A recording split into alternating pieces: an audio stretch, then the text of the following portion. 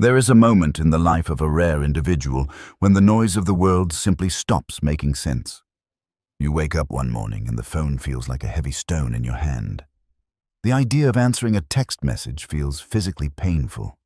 The prospect of small talk, of explaining your day, of participating in the social rituals that everyone else seems to perform so effortlessly, fills you with a sensation that is not quite fear and not quite exhaustion. It is a profound magnetic pull towards silence. You disappear. You might retreat into your room, into books, into nature, simply into the fortress of your own mind. Friends ask if you are okay. Family members worry that you are depressed. Colleagues think you are disengaged or arrogant, and often you start to believe them. You look at your own withdrawal, and you label it as a flaw. You tell yourself you are broken, that you are antisocial, or that you are losing your grip on reality. But Carl Jung, the Swiss psychiatrist who mapped the deepest trenches of the human soul, would tell you something very different. He would tell you that your silence is not a symptom of sickness. It is a symptom of a desperate, necessary psychological correction. Jung discovered that for a specific type of personality, those with a high degree of introspection and intuitive sensitivity, silence is not an absence of activity. It is the most intense form of activity possible. It is what the alchemists called the operation of separatio, the separation of the self from the collective so that something new can be born. If you are watching this and you have recently felt the urge to cut ties, to go dark, and to vanish from the eyes of the world, do not panic. You are likely undergoing a process of psychic molting. Today we are going to explore the anatomy of this silence. We are going to dissect why the rarest personality types suddenly go quiet, why it is distinct from clinical depression, and why fighting this urge might be the most dangerous thing you can do. To understand your silence, we must first understand the machinery of your mind. Jung suggested that the psyche is a self-regulating system, much like the body. When the body gets too hot, it sweats to cool down. When the psyche gets too flooded with the unconscious emotions of others, it triggers a shutdown protocol. This is the first reason you go silent: psychic saturation. You see, most people walk through life with a certain level of numbness. They have thick psychological skin. They can walk through a crowded room, absorb the news, engage in gossip, and navigate conflicts without taking any of it home with them. But you do not have this skin. You have what Jungians might call a permeable persona. You experience the emotions of others not as information, but as physical sensations. When someone lies to you, you feel the dissonance in your gut. When someone is grieving, you carry their heaviness in your chest. You are constantly processing a tsunami of data that others simply filter out. You notice the slight change in a friend's tone that indicates they are secretly jealous. You sense the collective anxiety of a society on the brink of collapse. You feel the unspoken expectations of your family pressing on your neck. For a while, you can manage this. You can act the part. You can smile and nod and be the therapist for everyone else. But eventually, the tank fills up. Your system reaches critical mass. The sudden silence you experience is your psyche's emergency brake. It is saying, no more input. You pull away not because you hate people, but because you are drowning in them. You need silence to wring out the sponge of your mind, to distinguish between what feels like you and what is merely the residue of the world. In this state, a simple question like, "What do you want for dinner?" can feel like an impossible demand because you have no energy left to make decisions. You are in power save mode, redirecting all resources to the vital organs of your spirit just to keep the system running. This leads us to the second, more profound reason for your withdrawal: the collapse of the persona. Jung described the persona as the mask we wear to make a distinct impression upon others and to conceal the true nature of the individual. Everyone wears a mask. It is a necessary social lubricant. But for the rare personality, the mask is heavy. Because you value authenticity above all else, wearing a mask requires a massive expenditure of energy. You have to lower your intelligence to fit into small conversations. You have to suppress your intensity to avoid scaring people. You have to pretend that you care about things that you find utterly trivial, like status symbols or celebrity gossip. You can do this for weeks, maybe months. But there comes a breaking point where the mask fuses to your face and begins to suffocate you. The silence comes when you can no longer afford the caloric expense of being fake.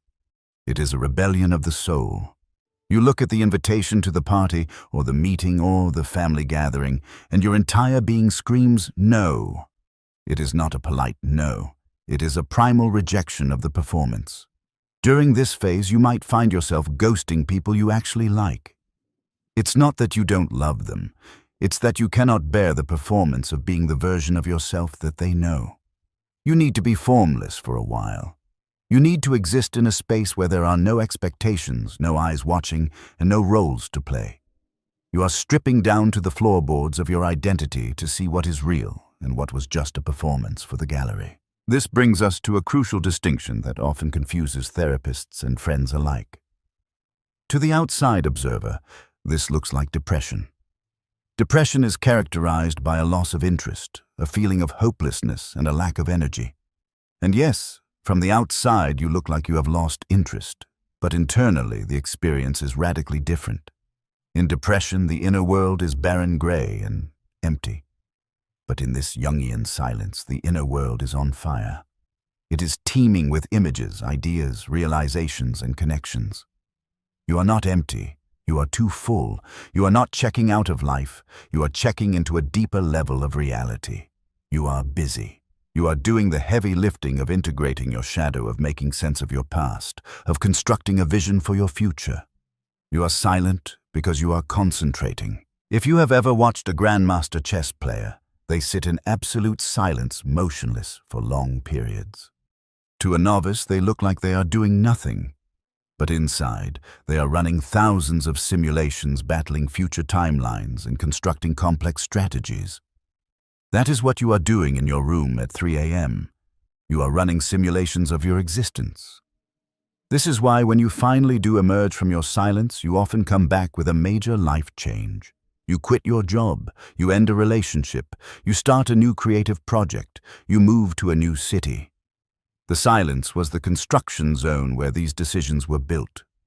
If you interpret this productive incubation as depression, you will try to fix it with medication or forced socialization, which will only interrupt the process and force you to start over. If this resonates with you, if you have felt the guilt of disappearing only to realize it was the only way to save yourself, you are not alone.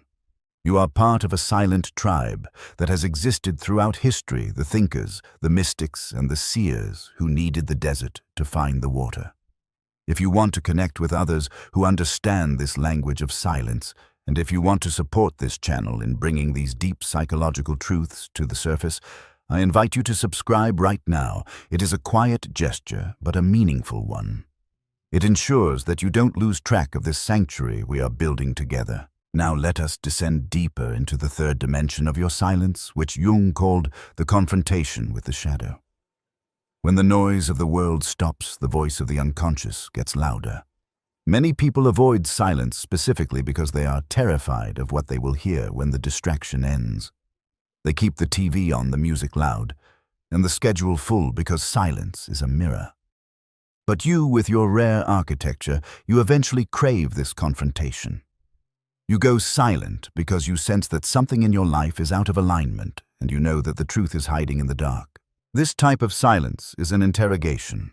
You pull away to ask yourself the hard questions that society teaches us to ignore. Am I actually happy or just comfortable? Is this career a calling or just a paycheck?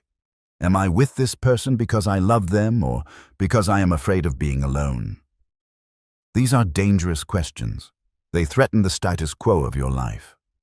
And you cannot answer them while you are distracted by the noise of the collective. You go silent to hear the whisper of your intuition. Jung believed that the unconscious mind holds wisdom that the conscious mind cannot access. But this wisdom speaks in symbols, in dreams, and in feelings that require stillness to decode. During this phase, you might feel a sudden disinterest in your usual hobbies. Netflix holds no appeal. Video games feel hollow. Even reading might feel distracting. You might find yourself just staring at a wall or walking for hours without a destination. This is the incubation. You are waiting for the mud to settle so the water can become clear. You're waiting for the click, the moment of insight, where the disparate parts of your life suddenly align into a coherent picture. This is the same silence that Newton required to discover gravity, that Nietzsche needed to write his philosophy, that every great artist has demanded in order to create something true. It is the silence of the womb before the birth. However, there is a perilous aspect to this silence that we must address.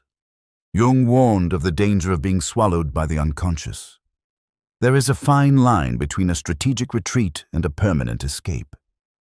The sensation of the inner world can become so seductive, so rich and meaningful compared to the gray, repetitive nature of the outer world that you may not want to come back. You might find yourself resenting the intrusion of reality. A phone call feels like an act of violence. A knock on the door feels like a violation. This is where the hermit archetype threatens to turn into the prisoner. You begin to view this world not as a place to engage with, but as a place to survive. You start to hoard your energy like a miser hoards gold. You think, if I just stay in here, I am safe, I am whole. But Jung was very clear. Life is a short pause between two great mysteries which must be lived. The goal of the silence is not to stay there. The goal is to retrieve the gold and bring it back to the village. The hero who goes into the underworld and never returns is not a hero. They are a casualty. Your silence also stems from a phenomenon Jung identified as the tension of opposites. You are likely a person who holds contradictory traits within you. You are incredibly logical, yet deeply emotional. You are scientific, yet spiritual. You crave intimacy, yet you need total independence. The average person is often more simple, more one-sided. But you are a walking paradox. Holding these opposites together creates a tremendous amount of psychic tension. It is like holding two magnets with the same polarity together. It takes constant force. Sometimes the silence is simply you letting go of the magnets. You are tired of balancing the paradox. You need to collapse into a state where you don't have to be anything at all. In this state, you are not an employee, a partner, a son, or a daughter. You are simply a consciousness witnessing itself.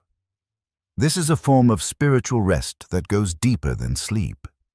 You can sleep for 10 hours and wake up exhausted if you haven't had this psychological rest. This is why you might return from a weekend of total isolation feeling more energized than if you had spent it relaxing at a beach party. For you, isolation is the only true form of recreation because it is the only time the tension of opposites is resolved. But perhaps the most painful reason for your silence is the realization of the gap. The gap between the world as it is and the world as you know it could be. You possess an idealized vision of human potential. You see how deep connections could be. You see how beautiful society could be if we dropped the games. And then you walk out the door, and you are confronted with the reality, the pettiness, the cruelty, the shallowness, the greed. The gap breaks your heart over and over again. Your silence is a form of mourning. You are mourning the world that hasn't happened yet. You withdraw because the friction of rubbing against a reality that refuses to evolve burns your skin. This disappointment with the world brings us to the concept of the holy no. Most of us are raised to believe that yes is the positive word. Yes to opportunities, yes to invitations, yes to helping others. We are taught that no is negative, selfish, and closed. But Jung understood that for the individuating soul, no is a sacred word. Your sudden silence is the physical manifestation of this holy no. It is you drawing a circle in the sand and saying, I will not allow the chaos of the world to cross this line. You are not punishing the world. You are protecting the sanctity of your own consciousness. You have realized that your energy is finite and that you have been spending it like a millionaire when you are actually on a spiritual budget. The silence is the vault door closing. However, we must navigate the geography of this silence carefully, for it contains specific traps that have claimed many brilliant minds. Jung called this the Nekaya, the night sea journey. It is the descent into the belly of the whale. When you go silent, you are voluntarily entering the underworld. The first trap you will encounter there is the trap of nihilism. In the quiet, when you strip away the social games and the busy work, you might be confronted with a terrifying thought: none of this matters. You look at the rat race and it seems absurd. You look at human striving and it seems futile. This is the abyss. Nietzsche, a philosopher whom Jung studied deeply, warned that when you gaze long into the abyss also gazes into you. If you stay in the silence too long without a guiding light, you can succumb to a dark apathy. You stop washing the dishes, not because you are busy thinking, but because you see no point in hygiene. You stop returning calls not because you are overwhelmed, but because you view relationships as meaningless biological transactions. This is not the enlightened silence of the mystic. This is the rotting silence of the corpse. You must distinguish between the silence that recharges you and the silence that decays you. The antidote to this trap is to find meaning within the silence, not the absence of meaning. You are there to find the seed, not to stare at the void. The second trap is perhaps even more seductive, the trap of spiritual inflation. In your isolation, you are having profound thoughts. You are connecting dots that no one else sees. You are reading philosophy, psychology, and history. It is very easy to begin to feel like a god in your own universe. You look out at the normal people walking to their 9-to-5 jobs, worrying about their lawns or their sports teams, and you feel a sneering contempt. You tell yourself, I am awake and they are sheep. This arrogance is the death of wisdom. Jung called this godlikeness, and he considered it a form of psychosis. If your silence makes you feel superior to humanity rather than connected to the deeper suffering of humanity, you have lost the path. The true sage returns from the mountain with compassion, not contempt. The moment you think you are too good for the world, you have become useless to it. You have become a king without a kingdom, ruling over an empire of empty air. If you catch yourself thinking these thoughts, it is a sign that your silence has turned toxic. It is time to open a window. It is time to have a humble conversation with someone about the weather, just to remind yourself that you are still a human being living on Earth. And this brings us to the crucial pivot point. How do you return? Because you must return. The hero's journey is not a straight line. It is a circle. Separation, initiation, return. If you stay in the initiation phase, if you stay in the silence forever, the journey is a failure. You become the dragon guarding the gold, never spending it, never sharing it, just hoarding it in the dark cave. The purpose of the silence was to forge something. Now you must bring that weapon, that art, that insight back to the tribe. But this is terrifying. You know that re-entering the world means exposing your sensitive skin to the harsh elements again. You are afraid that the noise will drown out the truth you found in the quiet. This fear is valid. But Jung suggests a strategy, the persona, as a shield, not a mask. Before your silence, you wore the mask to fit in, to be liked, to be a good person. Now you wear the persona consciously. You understand that when you go to work, or when you attend a family dinner, you are playing a role, but you are not identified with the role. You are an actor on a stage. You can smile, you can make small talk, you can navigate the social rituals, but you know that the real you is safe behind the shield, observing, protected, and untouched. You engage with the world, but you are not of the world. This gives you a secret power. You can be in the chaos, but not part of it. You can interact with energy vampires without letting them bite your neck, because you are no longer offering them your neck. You are offering them a mirror. There is a practical urgency to this message. If you are in the phase of silence right now, or if you feel it coming on, you need to know that what you are doing is not just personal, it is evolutionary. Jung believed that the world moves forward only through the psychology of the individual. The crowd never invents anything. The crowd never evolves. Only the individual. The one who dares to separate, to go silent, to face the darkness, can bring back the fire that saves the village. You are not broken. You are the immune system of humanity, isolating yourself to develop the antibodies for the spiritual viruses that plague our time. But even the strongest immune system needs support. The journey of the night sea is perilous to take alone. You need a map, and you need to know that there are other ships navigating these dark waters. If this analysis has given you a language for what you are feeling, if it has validated your need for withdrawal, then I ask you to join this community. Subscribe to the channel. It is not just a click. It is a commitment to the depth of your own life. It is a way to ensure that when you do emerge from your silence, you have a place to come to, a place that speaks your language. As you prepare to eventually break your silence, remember that you do not have to come back as the same person who left. In fact, you shouldn't. The people around you may be confused. They may say, "You've changed." They may try to push you back into the old box, the old role, the old dynamic. They will try to hand you your old mask. You must gently but firmly refuse it. You can say, "Yes, I have changed. I had to." You do not owe them an explanation for your evolution. Your silence has bought you the freedom to redefine who you are. You might find that your circle gets smaller. This is natural. As your vibration changes, the people who resonated with your old self may fall away. Let them go. Do not cling to the past out of guilt.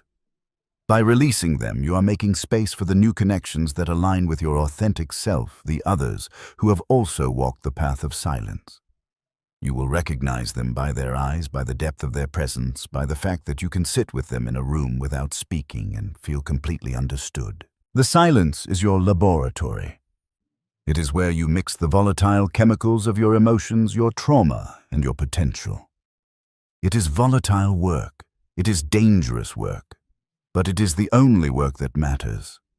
Do not let the world diagnose you as sick when you are actually in the middle of a transformation. Do not let them medicate away your awakening. Hold your ground. Respect your rhythm. If you need to sleep, sleep. If you need to stare at the ocean, do it. If you need to turn off your phone for a week, let it ring. The world will be there when you get back, but make sure that when you do get back, you bring the gold with you. There is a final hidden danger that we must discuss, one that waits at the very end of your silence. It is the danger of forgetting. When you re-enter the noise, the pressure to conform will be immense. The gravity of the collective consciousness is heavy. It wants to pull you back down into the sleepwalking state. You might find that after a few weeks of being back in the real world, the insights you had in the silence begin to fade like a dream after waking. You must fight this forgetting. You must keep a connection to the deep world alive. This is why you must ritualize your silence. Don't just wait for a breakdown to force you into it. Build it into your life. Jung built a stone tower in Bollingen where he would go to be alone, to paint, to carve stone, to just be.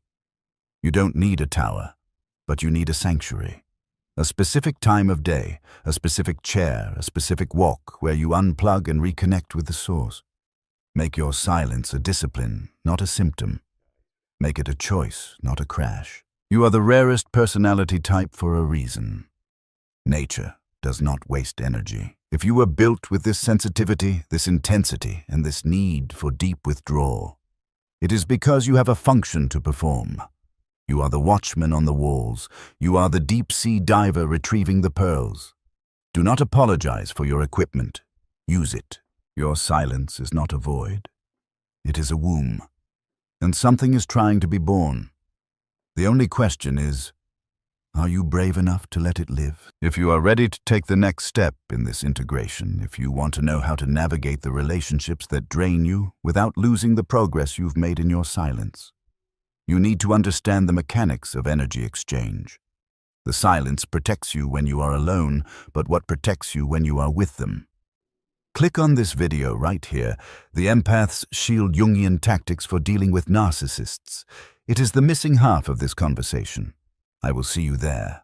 There is a terrifying paradox at the heart of human psychology that Carl Jung spent his entire life trying to unravel.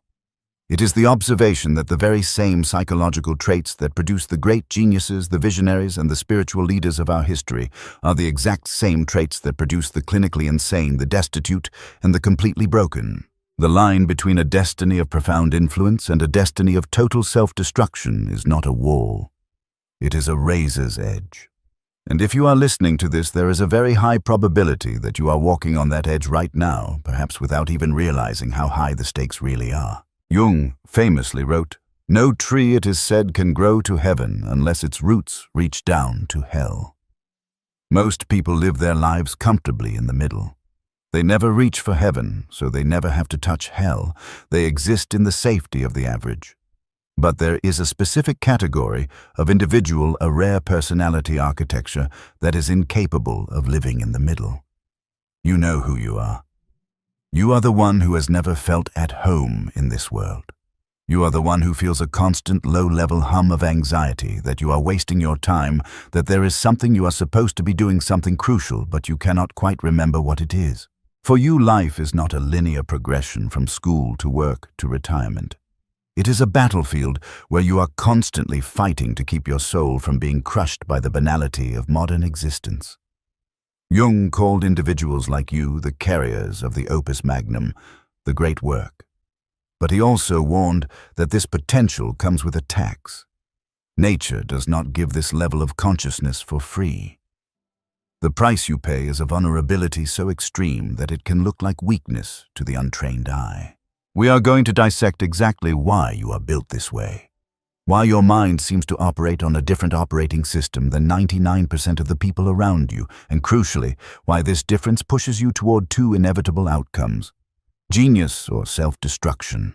There is no middle ground for you. You will either master your nature and rise, or you will be devoured by it. Let's begin with the first mechanism that drives this dichotomy. The curse of high-resolution perception. For the majority of the population, the brain acts as a filter. It is designed to screen out 90% of reality so that the individual can focus on basic survival, eating, sleeping, reproducing, and fitting in. This is a survival advantage. If you saw everything, felt everything, and noticed every pattern, you would be overwhelmed. Ignorance, in a very biological sense, is bliss. But your filter is broken. Or rather, it is evolutionarily set to 0. You do not just walk into a room, you absorb it. You notice the micro-expression of contempt on your boss's face that everyone else missed. You sense the tension between a couple sitting 3 tables away. You feel the heavy, suffocating atmosphere of a place that lacks authenticity. This is not just empathy. This is data absorption on a massive scale. Jung observed that this trait leads to a phenomenon he called psychic inflation. Your system is constantly flooded with more information than it can process. When you are young, this manifests as being too sensitive or too intense. You cry over things others ignore.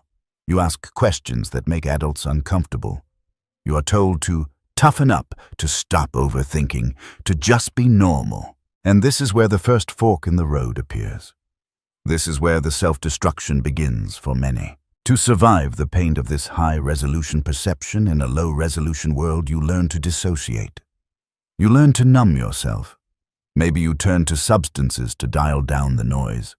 Maybe you retreated into video games, fantasy novels, or endless internet scrolling to escape the overwhelming intensity of reality.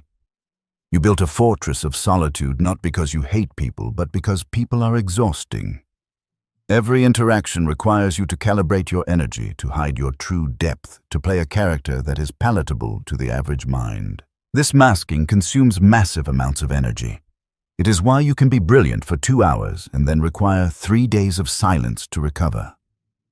The danger here, as Jung pointed out, is that the mask, the persona, can eventually suffocate the soul.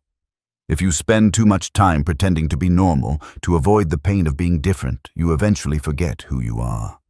You become a hollow shell, successful on the outside perhaps, but dead on the inside.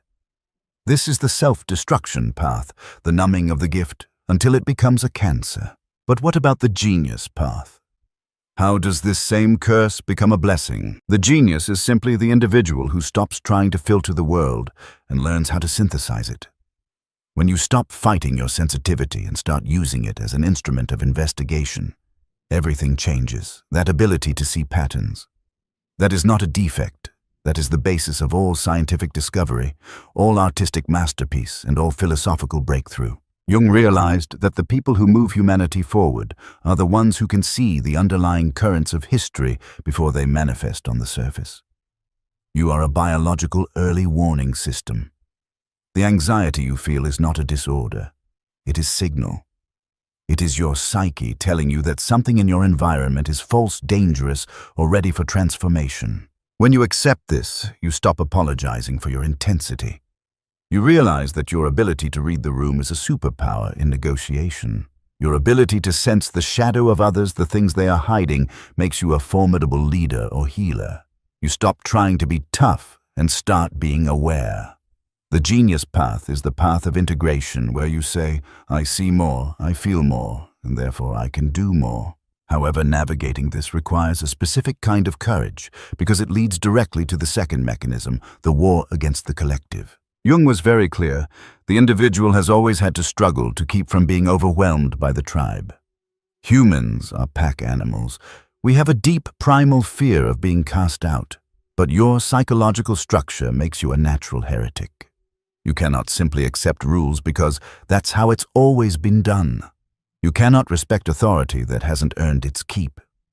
You look at societal norms, the 9-to-5 grind, the obsession with consumerism, the superficial social rituals, and you see them for what they are, arbitrary games. This refusal to play the game makes you a threat to the status quo.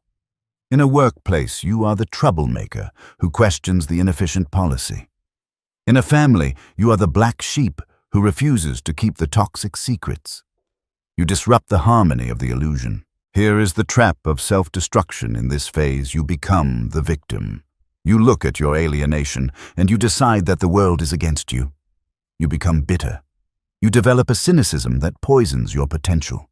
You think, I am surrounded by idiots, and you withdraw into a tower of intellectual superiority. You see your loneliness as proof that you are unlovable rather than proof that you are unique. This bitterness is the death of genius. It turns your insight into a weapon that you use to cut yourself off from humanity. But the genius path requires you to reframe this alienation. You must realize that the black sheep is actually the chosen one in disguise. Jung argued that the collective consciousness is stagnant.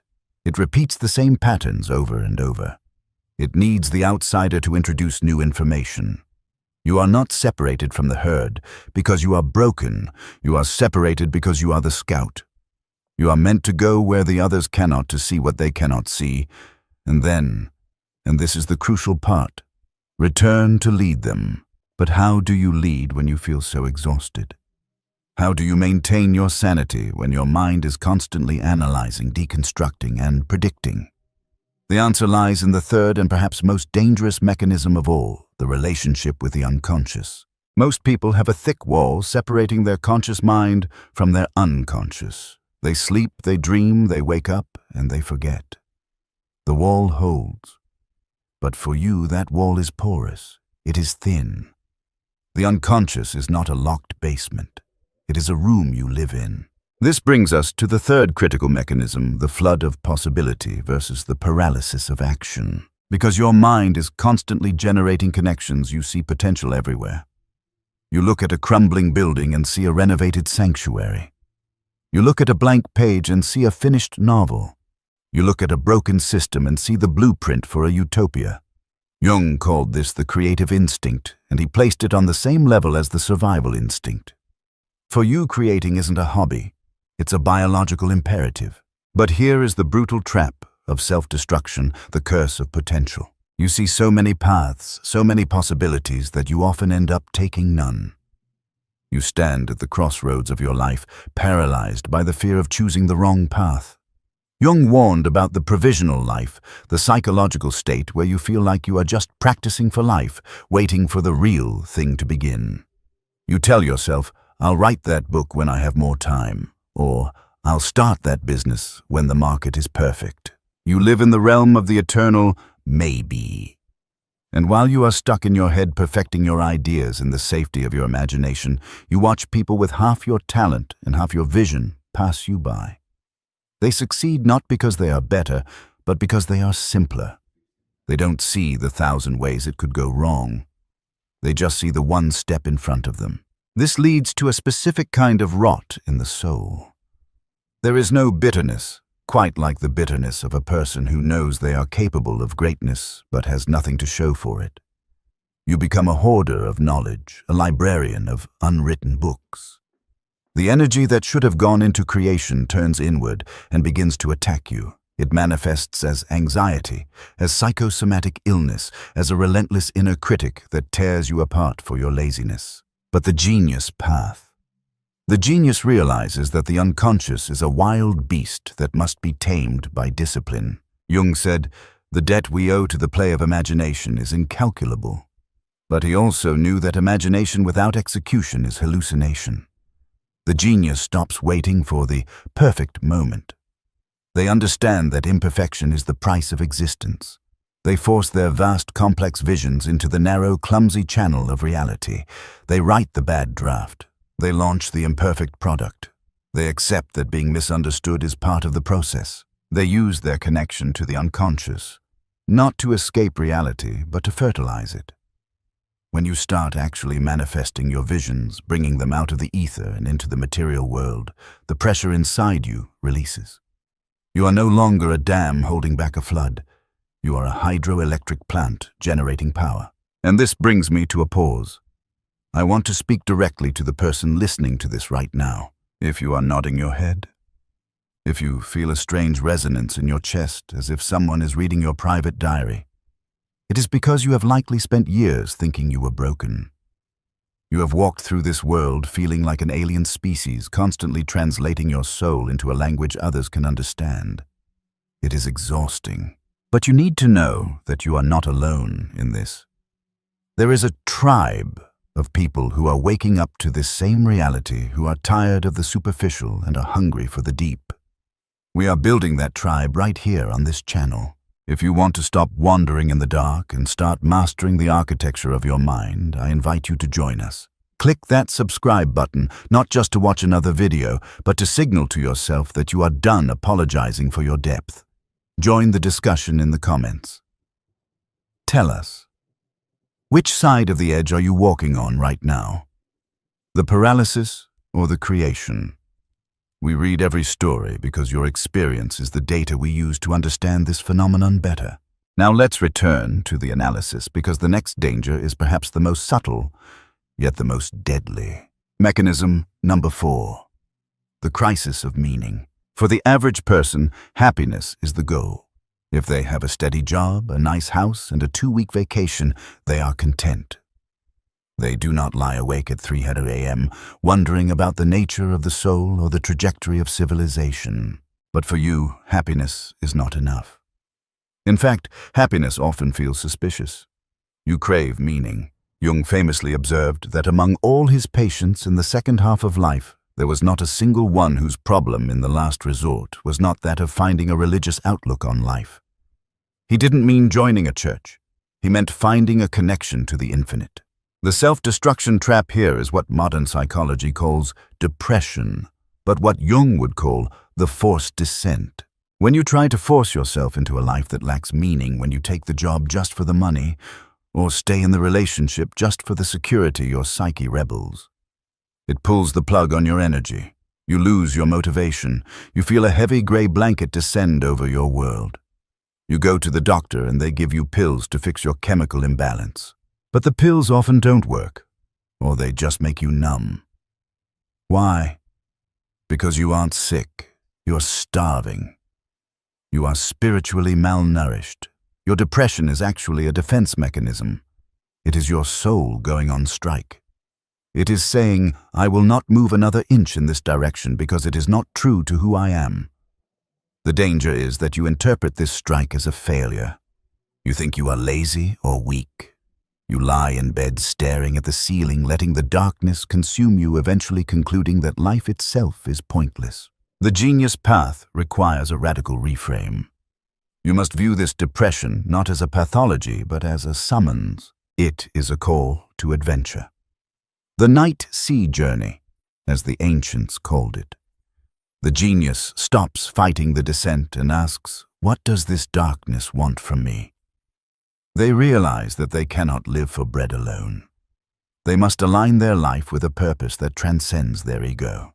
This is why so many people with your personality type eventually leave high-paying corporate jobs to become artists, therapists, teachers, or founders of non-profits. You realize that you must serve something higher than your own comfort. When you align your daily actions with a transcendent purpose, the depression lifts. It is replaced by a formidable drive, a specific kind of tirelessness that allows you to work 16 hours a day, not because you have to, but because you are possessed by a mission. You stop looking for happiness and start finding wholeness. And ironically, in that pursuit of wholeness, you find a joy that is deeper and more durable than anything the superficial world can offer. But achieving this alignment requires you to confront the final and most terrifying guardian of the gate. It is the thing you have been running from your entire life. It is the shadow. The shadow. Jung defined the shadow not as evil, but as everything in yourself that you refuse to look at. It is the bag you drag behind you filled with the parts of your personality that you were told were unacceptable. For your specific personality type, the intuitive, the deep feeler, the analyzer, your shadow is not usually violence or criminality. It is far more subtle and therefore far more dangerous. It often manifests in two distinct forms, the arrogant tyrant and the martyr. Let's look at the arrogant tyrant first. Because you see things so clearly, because you understand the patterns that others miss, there is a part of you that holds a deep, burning contempt for the ordinary world. You look at people obsessed with celebrity gossip or trivial politics, and a voice in your head whispers, "They are sheep. I am a wolf." This is the self-destruction trap of inflation. You mistake your potential for superiority. You retreat into a fortress of intellectual pride. You stop trying to communicate because you believe no one is on your level. This doesn't make you a genius. It makes you irrelevant. You become the bitter king of an empty kingdom ruling over subjects that only exist in your head. The second face of your shadow is the martyr. This is the trap for those of you with high empathy. You feel the pain of the world so acutely that you believe it is your duty to heal it all. You attract broken people. You become the therapist to your friends, the savior to your family, the emotional garbage dump for your workplace. You give and you give thinking this makes you good. But Jung would tell you that this is not goodness. It is a lack of boundaries. It is a shadow desire to be needed to control others by becoming indispensable to them. The result is total burnout. You end up resenting the very people you are trying to save, and your soul withers because you gave away the energy you needed for your own opus magnum. So what is the genius path through the shadow? It is called integration. The genius does not kill the shadow. They make a deal with it. You must integrate your arrogant tyrant to find your authority. You need that cold, sharp steel in your spine to stand up for your ideas, to set boundaries, to say no without guilt. You stop being nice and start being respectable. A harmless person is not virtuous. They are just harmless. A dangerous person who keeps their sword sheathed until it is necessary, that is virtue. And you must integrate your martyr to find your service. You realize that you cannot pour from an empty cup. You learn that the greatest gift you can give the world is not your suffering, but your fullness. You stop trying to save everyone and start leading by example. You become a lighthouse, not a lifeboat. A lighthouse doesn't run around trying to rescue ships. It just stands tall and shines its light. The ships that want to be saved will look for it. This brings us to the final synthesis, the destination of this long, strange journey. Jung called it individuation. Individuation is the moment you stop apologizing for your nature. You realize that you were not born this way by accident. Nature does not make mistakes. If you are an outlier, if you are rare, it is because the ecosystem needs you to be rare. Think of the human species as a single organism. The majority of cells are designed to maintain stability, to keep the heart beating, the lungs breathing, the society functioning. They are the norm. They are essential. But you are the immune system. You are the neural network that detects threats before they arrive. You are the mutation that allows for evolution. When the world becomes too rigid, too blind, or too stuck in its ways, it produces people like you to shake it awake. Your sensitivity is the radar. Your anxiety is the alert system. Your alienation is the necessary distance required to see the whole picture. If you destroy yourself through addiction, distraction, or conformity, you are not just failing yourself, you are failing the collective. You are depriving the world of the specific medicine that only you can carry. So the next time you feel that wave of loneliness or that crushing weight of too muchness, I want you to reframe it. Do not ask, what is wrong with me? Ask, what is my task? Do not try to become normal. You will fail and it will break you. Instead, try to become whole. Go into your dark room, write the book, start the movement, have the difficult conversation, build the philosophy. Whatever that great work is that has been haunting the back of your mind, start it today. Not because it will make you rich, and not because it will make you famous, but because it is the only way you will ever find peace. You have the map. You understand the traps. The rest is just courage. And speaking of courage, there is one final piece of armor you need. As you step into your power and begin to shine your light, you will attract attention, not all of it good. There are forces and personality types out there that feed specifically on the energy of people like you. Jung warned about them, and modern psychology calls them energy vampires. If you want to know how to spot them before they drain you dry and how to protect the new life you are building, I have created a specific guide on that. It should be on your screen right now. It is the survival manual you didn't know you needed. Thank you for walking this far into the deep. I'll see you in the next video. Carl Jung once wrote a sentence that haunts the margins of his collected works like a ghost. The more impressive the mask, the persona, the more shriveled and empty is the soul inside. If you are listening to this, you have likely spent your entire life feeling an instinctive, almost biological repulsion to the mask. You look around at the world, at the dinner parties, the corporate boardrooms, the family gatherings, and you see a parade of masks. People pretending to be happy, people pretending to care, people pretending to agree. And while the rest of the herd seems content to play this game to trade authenticity for safety, you find yourself physically incapable of joining in. It is not that you don't want to belong. It is that the price of belonging is too high. The price is your soul. For years, you may have convinced yourself that this is a defect. You have asked yourself the 3 a.m. questions. Am I broken? Am I antisocial? Am I just arrogant? You have felt the crushing weight of what Jung called the isolation of the conscious mind. But what if I told you that your inability to fit in is not a malfunction, but a function?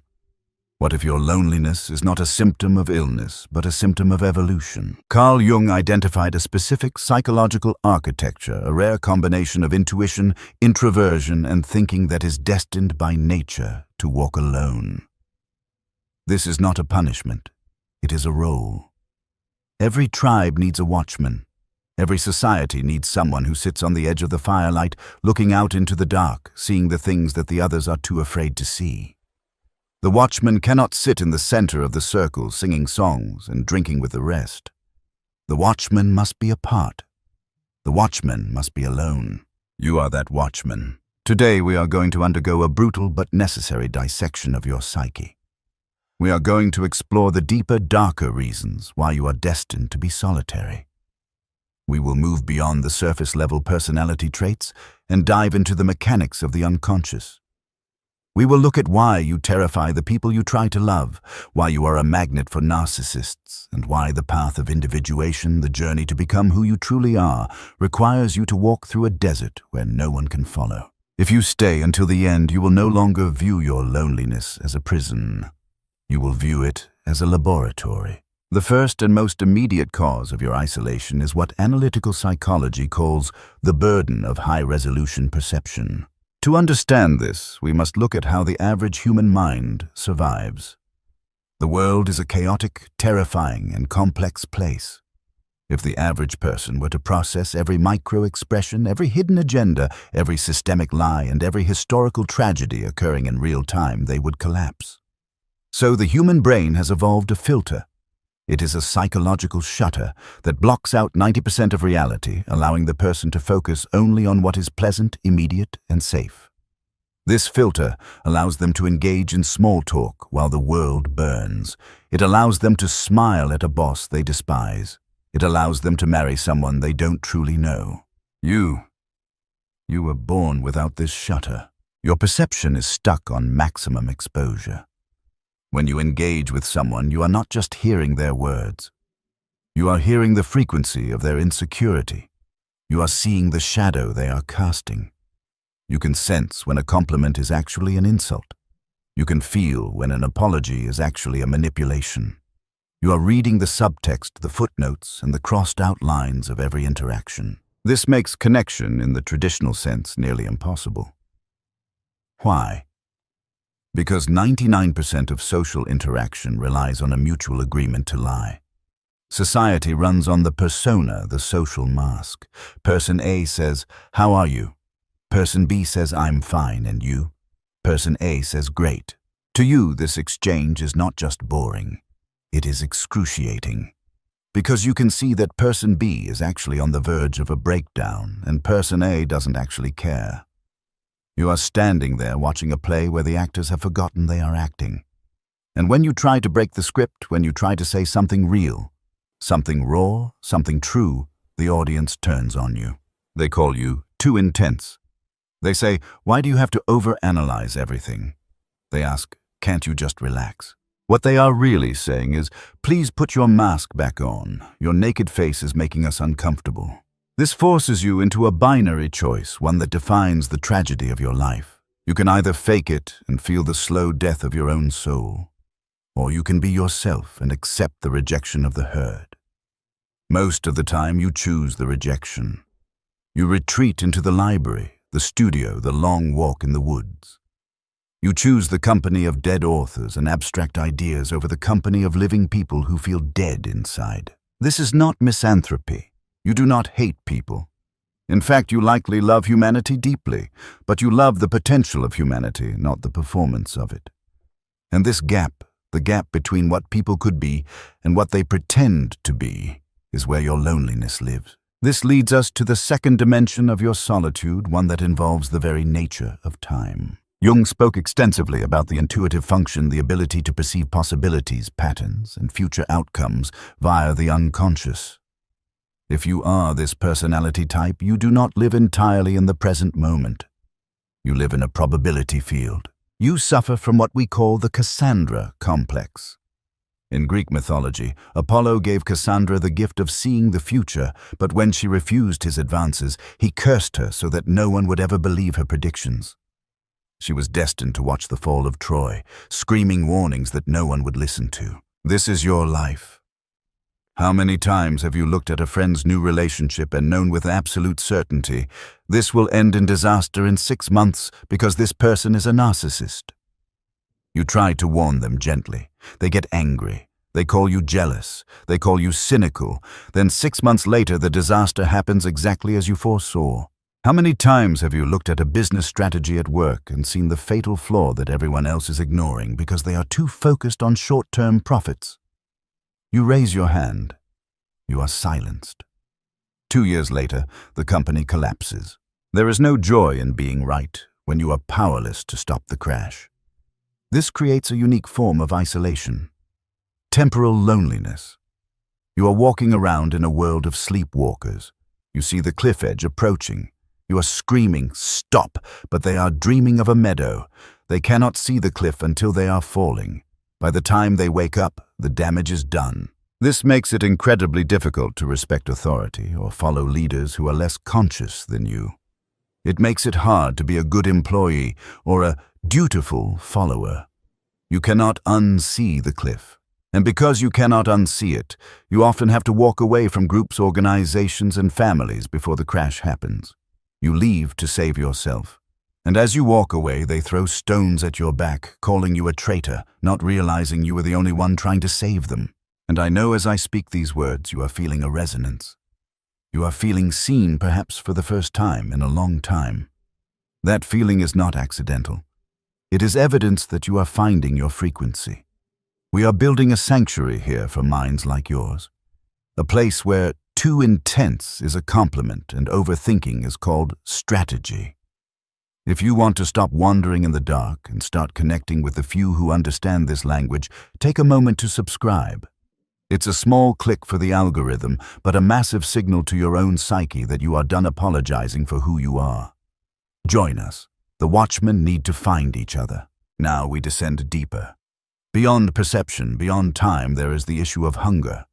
Jung famously said, "Among all my patients in the second half of life, that is to say over 35, there has not been one whose problem in the last resort was not that of finding a religious outlook on life." He did not mean religious in the sense of going to church or following a dogma. He meant the numinous, the encounter with the infinite, the connection to meaning. For the majority of the population, meaning is derived from external markers. Success is money, happiness is comfort, worth is status. If they have the house, the car, the spouse, and the vacation photos, they are satisfied. The equation is balanced. For you, that equation equals 0. You can have all of those things and still feel a terrifying, howling emptiness inside. This is because your personality type is driven by the instinct for wholeness, not the instinct for happiness. You are not here to be happy. You are here to be real. This puts you at a fundamental disadvantage in the modern marketplace. Society sells comfort. You are not buying comfort. You are looking for truth. You crave conversations that touch the bedrock of existence. You want to know what happens after we die. You want to understand the nature of consciousness. You want to explore the darkness of the human heart and the light of the divine. But where do you find these conversations? Not at the water cooler, not at the bar, not on dating apps designed for swipe culture. So you starve. You experience what Jung called spiritual starvation. You feel like an alien species that has been dropped on a planet where the atmosphere is unbreathable. You can survive, but you are always gasping for air. This hunger often drives you into depression, but this is not clinical depression. It is existential depression. It is your soul going on strike. It is your psyche screaming, "I will not participate in this shallow game anymore." This hunger forces you to seek solitude because it is only in solitude that you can feed yourself. You devour books. You listen to lectures. You meditate. You create art. You build a cathedral inside your own mind because the world outside has only built shopping malls. You are alone because you are dining with the gods, and there are very few people who have the stomach for that meal. However, there is a dangerous trap on this path, a trap that specifically targets people with your level of empathy and insight. Because you see beneath the masks, you also see the pain people carry. You see the wounded inner child hiding inside the angry tyrant. You see the fear hiding inside the bully. And because you have a deep intuitive understanding of the psyche, you naturally want to heal them. You become the therapist to your friends, the counselor to your family, the fixer in your relationships. People are drawn to you like moths to a flame. They sense your non-judgmental depth. They come to you, dump their trauma at your feet, drain your energy, and then leave. Or worse, you attract the narcissist. The narcissist and the empath. You are a classic tragic pairing. The narcissist has a void they cannot fill. You have an abundance of light you want to give. They see you not as a person, but as a battery. They will mirror your depth, pretend to understand your complexity, and hook you. Once you are hooked, they will feed on you. They will use your own empathy against you. When they hurt you, you will analyze why they did it. You will rationalize their abuse. Oh, he does this because his mother abandoned him. Your ability to understand becomes your weakness. You understand them so well that you forget to protect yourself. Eventually, you learn the hard lesson. You cannot save people from their own shadows. And when you finally set boundaries, when you finally close the door to protect your own sanity, you are once again alone. But this time, it is a protective solitude. It is the solitude of the fortress, not the prison. So is this your fate? To be a hermit, to live in a tower of ivory, looking down at the world with a mix of pity and contempt? No. That is the failure mode. That is what happens if you let the bitterness win. Jung had a different name for your journey. He called it individuation. Individuation is the process of becoming the person you are actually meant to be, stripping away the false layers of the persona and integrating the shadow. Jung believed that the person who follows this path must by necessity separate from the herd. You cannot find yourself if you are constantly checking your reflection in the eyes of others. You are alone because you are undergoing a metamorphosis. Think of the caterpillar. When it enters the chrysalis, it dissolves. It completely falls apart. It is a lonely, dark, and destructive process. If the caterpillar tried to socialize during this phase, it would die. It needs the containment of the cocoon to restructure its biology. You are in the chrysalis. Your isolation is the container for your transformation. In this solitude, you are doing the work that the others are too afraid to do. You are confronting your own demons. You are integrating your own darkness. You are forging a character that is solid, unshakable, and real. The goal is not to stay in the chrysalis forever. The goal is to emerge. But, and this is critical, when you emerge, you do not return to being a caterpillar. You become something else. You become a creature of the air. And yes, there are fewer butterflies than there are caterpillars. The sky is emptier than the ground. But you have wings.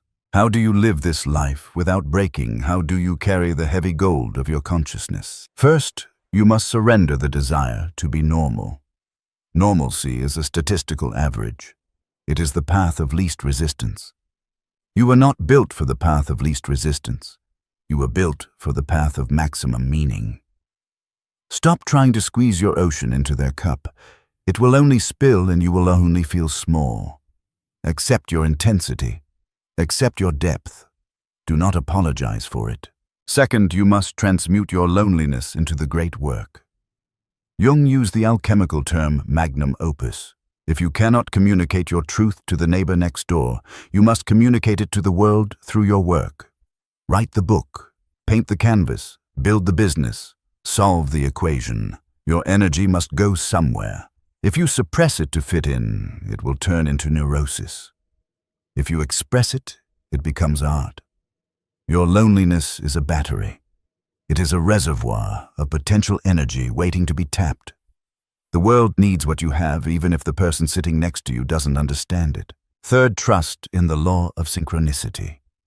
Jung believed that when you are on your true path, the universe begins to respond with meaningful coincidences. When you stop faking it, you emit a different signal, and that signal will eventually slowly but surely attract the others. They are out there, the other watchmen, the other wolves. You will not find them in the herd. You will find them on the path less traveled. You will meet them in the bookstore, in the quiet corners of the internet, in the pursuit of shared passions. And when you meet them, the connection will be instant. You won't need to explain yourself. You won't need to wear a mask. You will be able to sit in silence together and feel completely understood. One such connection is worth 1,000 shallow friendships. Carl Jung did not write for the masses. He wrote for the individual. He wrote for you. He knew that the evolution of consciousness does not happen in groups. It happens one soul at a time. It happens when one person dares to step out of the line, dares to question the illusion, and dares to bear the terrible weight of being free. You are destined to be alone. Yes, but you are not destined to be lonely forever. You are alone because you are leading. You are alone because you are the immune system of the collective, isolating the virus of unconsciousness so that you can heal it within yourself. So tonight, when you feel that familiar ache in your chest, that feeling of being a stranger in a strange land, do not numb it, do not run from it, turn toward it, bow to it. Say to your loneliness, I recognize you. You are the fire that is forging me. Walk into your own darkness, light your own torch, and wait. The others are coming. And speaking of the dangers of the path, there is one specific type of person that will try to stop your evolution. A person who feeds on your light to hide their own darkness. We hinted at them earlier, but we need to go deeper. You need to know how to identify them before they destroy your progress. That is why your next step is to watch this video, The 7 Archetypes of the Shadow, How to Spot Toxic People Before They Ruin Your Life. It is the survival manual you were never given. Click here and let's continue the work.